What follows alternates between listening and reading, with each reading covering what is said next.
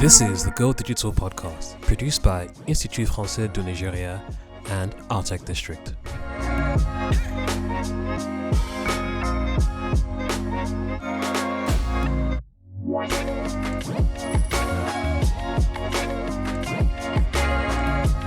We're live, finally. We are live. Mm-hmm. We are alive. I'm not dead. That's a new one. I like that. How you doing today? I'm fine. Fair. But yeah, it's great having you here today. Thank you. The number one champion at Go Digital's spoken word competition here in the flesh and blood. So tell me about it. So what was that like for you being up there that night? Honestly, but I know this may sound cocky. Okay, that was like my fourth or fifth win this year. First position. Yeah, I've had back-to-back wins this year. However, that's huge. Oh my goodness. However, that night was a miracle, honestly, because I knew about the competition 2 to 3 days you get before it, and I was in school. I was even coming from school, and I was broke. Honestly, see, school is a money sucking scheme. I was broke. I had to buy books because I do English and Literary Studies, and most times you have to buy books to enter these classes, right? So I was like, God, I'm broke. Please help me, help my life. And then I was like, okay, let me just go and do it. You get, so did a couple of rehearsals, and then I showed up, and there was Ruth Mahogany. Ruth Mahogany is like a senior for me, right? Honestly, she's a great person. So I've those times earlier when I started competitions, if I go to a slam and I see Ruth Mahogany somewhere in my head, I'm like, okay, God, whatever happened, just take the wheel. Well, she was contested. I was like, you're kidding, man. She said she's serious. Like, what can possibly go wrong? You get. And then I was like, God, I told my manager that I'm not entering for this competition. He was like, why? I said, Mahogany is entering. He was like, just enter. And then I entered, and she came second. They called third position then. It was meaning the both of us. And then turned out I came first. And even if she had come first, actually, I know it was a great win. I would say I came second to Mahogany, and I'll add it to my CV. You get. But anyway, I was excited. I know I did not scream, but I was really excited because it was a miracle for me at that time, because when you're in final year in Nigeria, they need to just be putting you on the government needs to pay you salary. So it was exciting, honestly. I'm meeting incredible people like you guys. No, it's and the guys at the French Institute, they are warm. Amazing. I'm glad to hear that. So how long have you been doing spoken word for? 5 years, 2017 up until now, 17, 18, 19, 20, 21. So 4-5 years. Thereabouts, fair. So, and what was the journey like? How did you get into it, and how are you finding it so far?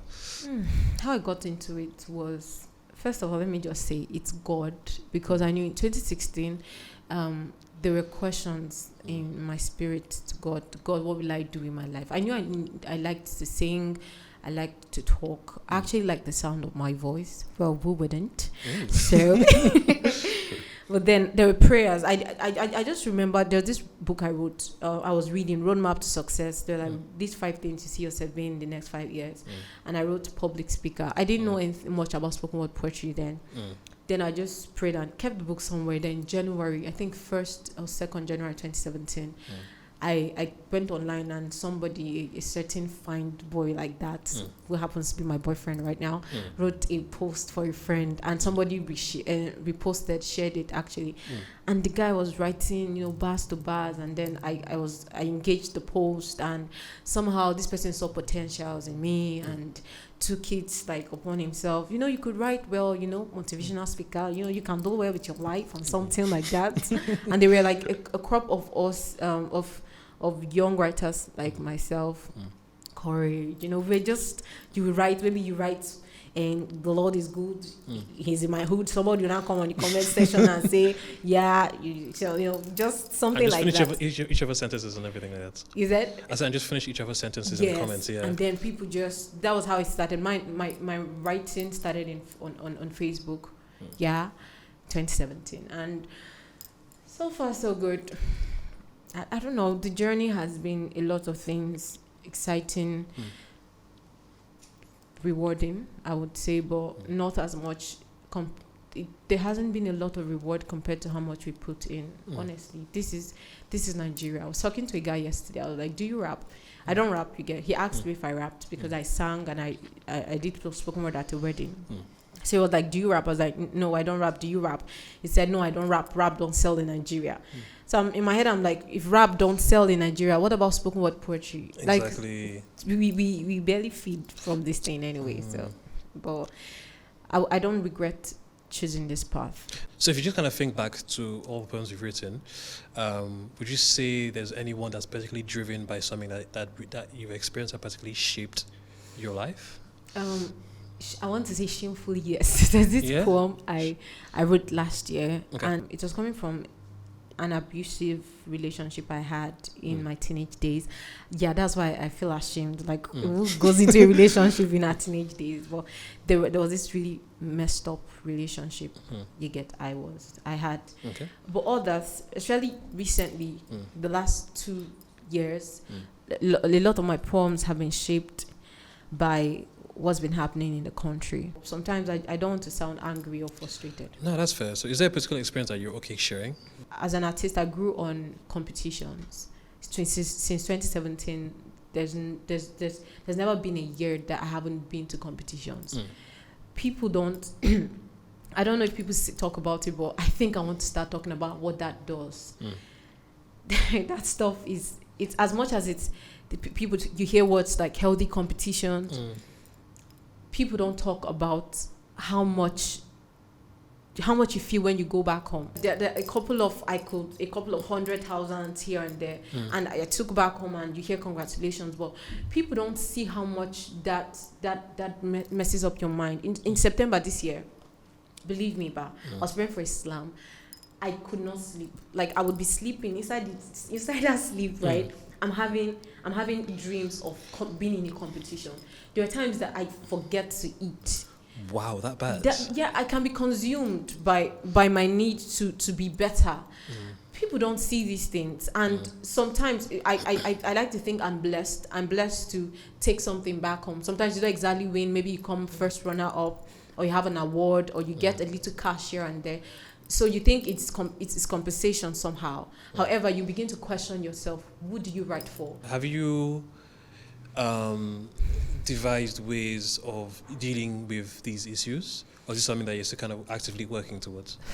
Sometimes I just don't want to be an artist anymore. When I can afford it, okay, honestly, I like spoken word poetry is how I support my parents supporting me. But sometimes, like the last 2 weeks, I didn't do anything. I didn't write. I just see movies. I just eat food. And I'm fine. I'm fine, right? Like sometimes I just try to not be, because it can be overwhelming. Sometimes I take a step back. Sometimes when I feel I can stretch myself. I stretch myself and be an artist. Fair. Sometimes it's not just competitions. It's for family. It's for friends. They tell you, we need you here. Just come. Just come. 2020 happened to us all, right? So I wrote this one for a competition also. Okay. Yeah. Let's hear it. Yeah. So it goes like this. So this is not a full stop, not a dead end. So brethren, sing no funeral song. 'Cause we are Lazarus, the ones who rise again from the grave of pain and dark days.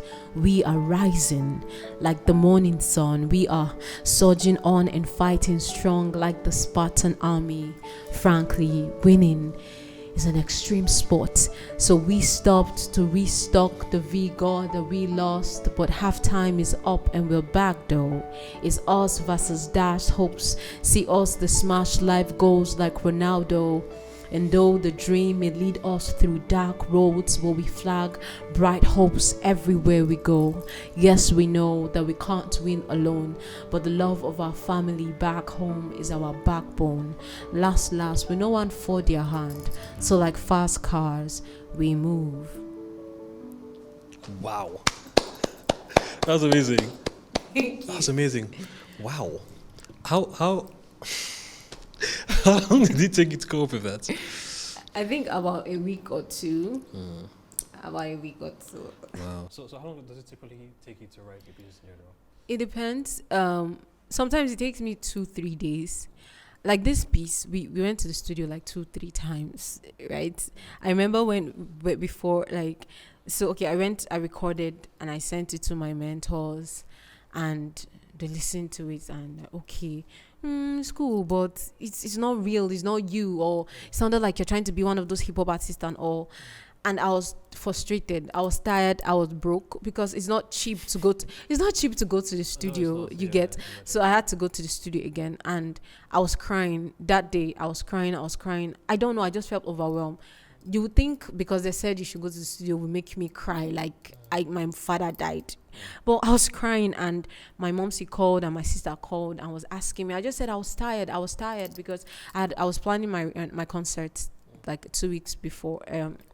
Like 2 weeks to the time, and all that I felt overwhelmed, and then I had to go to the studio, and I just realized that it was the love of people cheering you on, right? Yeah. So that line that said, and yes, we know that we can't win alone, but the love of our family back home is our backbone. That was for my mom, that was for my sisters. Like, you just see faith in their eyes, and it just feels like you can do anything. So I know there are a bunch of people who see what you do. Yeah. I want to do what you do. Mm-hmm. How would you advise them to get into the space? It's not like I have it all figured out, but I would say, let me just quote a mentor of mine, Bash Amineni. He says, read. Okay, if there's anything you should do more than reading, is writing. If there's anything you should do more than writing, is reading. At the end of the day, you are what you eat, right? So there's a lot of beautiful content out there. Shout out to the internet. Invest in yourself. I have won a lot of competitions, you get. However, when I have the funds, I still pay for master classes. No matter how big a tree is, right, and it's already producing fruit, it has a root. Listen to stuff on YouTube. There are 1,000,001. There's poetry, bottom poetry. There's Brave New Voices. There's Right About Now. There's P4CM. There are beautiful poets up and coming like ourselves that can actually tell you firsthand problems they have been going through. So start writing. Record with your phone. Let your friend, let him hold your phone or her, and then you just do stuff. Just keep doing. If you keep showing up and keep showing up and keep showing up, at the end of the day, it's the journey, right? Yeah. Just do it. Just do it, Nike. They say Nike, that's never. Just do it. But yeah, amazing. Thanks so much for joining me today, Loveth. It's been absolutely amazing. Thank you. Where can we find you on the interwebs? Loveth Liberty, Facebook, Instagram, and YouTube. Okay, amazing. Thank you so much. Thank you. Have a good one.